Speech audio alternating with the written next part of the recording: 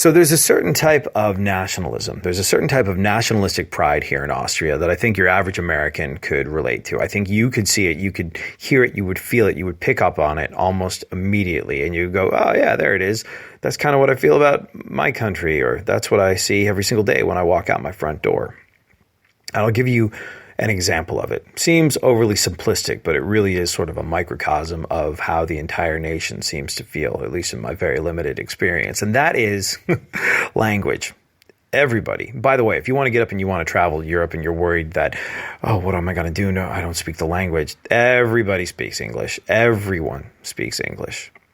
And unlike places like, let's say Denmark, where I was the other day on my layover, where they go, baseball cap, New York Mets shirt. This guy is clearly American. Hey, how are you? Can I get you anything? Let me speak to you in a way that makes you feel comfortable right off the bat. That's how the folks in Denmark do it. Here in Austria, it's an interesting one where you could be buying a ticket for something, you could be ordering a meal, and they'll speak to you in German. And you'll go, excuse me, I would like these two things off of the menu, and point to them. And they would speak German to you.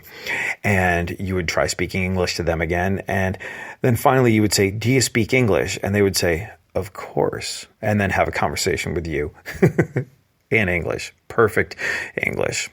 And it's that lilting sense of, hey, you're here in our country. We're happy to have you. But this is Austria, and we do things the Austrian way. Starting with the language. And I think a lot of people could relate to that. It's something that we see in America a lot. You come to our country, you don't speak the language, come on, you want to live here, great, but at the very least, learn how to speak English, I think is something that a lot of people have heard a lot of times. Maybe you've even said it yourself. Maybe you've had it said to you. I don't know. But it's something that I run into a lot in America, and it's very easy to recognize here in Austria. I'm here in my room in my dad's place. I don't know if you can hear the noise from the street, but I'm here in my room in my dad's place in Vienna, Austria, because my father's having a heart procedure done. Tonight is really the main event. We go into the hospital, he gets prepped for surgery, and then first thing tomorrow morning, he has the surgery. And then hopefully there's a significant upside to the quality of his life. And by the way, I gotta say, I credit to my father, fear, worry, a sense of one's own mortality, apprehension, avoidance, all these feelings that would be perfectly understandable to have when a doctor's about to cut you open and mess with your ticker. My father doesn't have a single one of those. If anything, he's rushing at this thing as fast as he can go because he wants that improved amount of energy in his life. He wants to be able to live a richer, fuller life, and he just couldn't get here fast enough. It's a very brave take on the situation, I think, and one that we can all learn from, one that accentuates the positives and emphasizes those things. And anyway, so tonight's the main event. But over the last couple of days, the reason that I've managed to pick up on this vague sense of Austrian nationalism is because we've been tourists. My dad works incredibly hard and was brought in to work for the OSCE here to do crisis management. And that meant for the last 6 months since he got here, he's been working incredibly hard. And all he's really seen has been the inside of his office and the inside of his apartment and the 1.5 mile long walk between the two.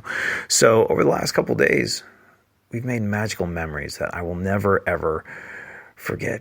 Things that I will never let go of, things that I will treasure until the end of my time on this earth.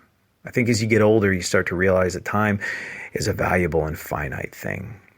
And the older you get, the faster time slips away. And the more you start to realize there are some events in life where you will not get a do-over. You don't get to do these things again.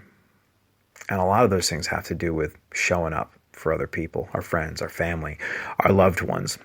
And showing up is important. And there's been some things that we've all missed in life. But I think as you get older, you become a little bit more determined to show up. And so for the past couple of days, because I showed up, I've had these incredible experiences with my dad where we've both got to see Austria. We've both got to see Vienna, one of the most beautiful and historically significant cities on the face of the planet, a place that my father has been living in for the last 6 months, this haven for art and architecture and culture and history and music and food and everything that, a guy like my dad would love, that he hasn't seen any of because he's been busy working. So we've got to see these things together. And it's been fantastic. And we'll talk more about them later. But that's where I picked up on the sense of Austrian nationalism when you're ordering food or you're buying tickets and you see this. And the other thing that I've noticed is that Austria, Vienna, very calm place. There's not a lot of aggression between people or cultures. Everyone's very chill, polite, laid back, relaxed. I mean, I'm sure I'm missing something somewhere. And if I stuck around long enough, I'd see something ugly. But talking to my father about it, he's like, no, there's something about Austria where it's a very successfully integrated place. And he said the way Austria has done that is by going about life a little bit differently than cities like London or cities like Brussels, where immigrants come to a country and they go, you're from here? Well, all of your kind live over there. Go live there in that city and form your own little mini country there and cause aggression and tension between two cultures. Here, it's that sense of nationalism and pride, which I've never really associated with love and care and nurturing and the human spirit before. But in this case, I do. It's that sense of nationalism and pride that has made them have the following attitude toward immigrants when they come to Vienna, when they come to Austria, which is, hey, you're here in Austria now. Speak German. It's the thing that you got to do. Go. Be integrated. This beautiful city with all its culture. We're happy to have you. You're here. You're in our town, and you're living by our rules. But wherever you want to go, go. And for that reason, it's a very sort of peaceful and successfully integrated situation here in Austria, unlike one that I'd really seen before. And I think there might be a lesson for all of us in it. Anyways, I'll check in more tomorrow. Thank you so much.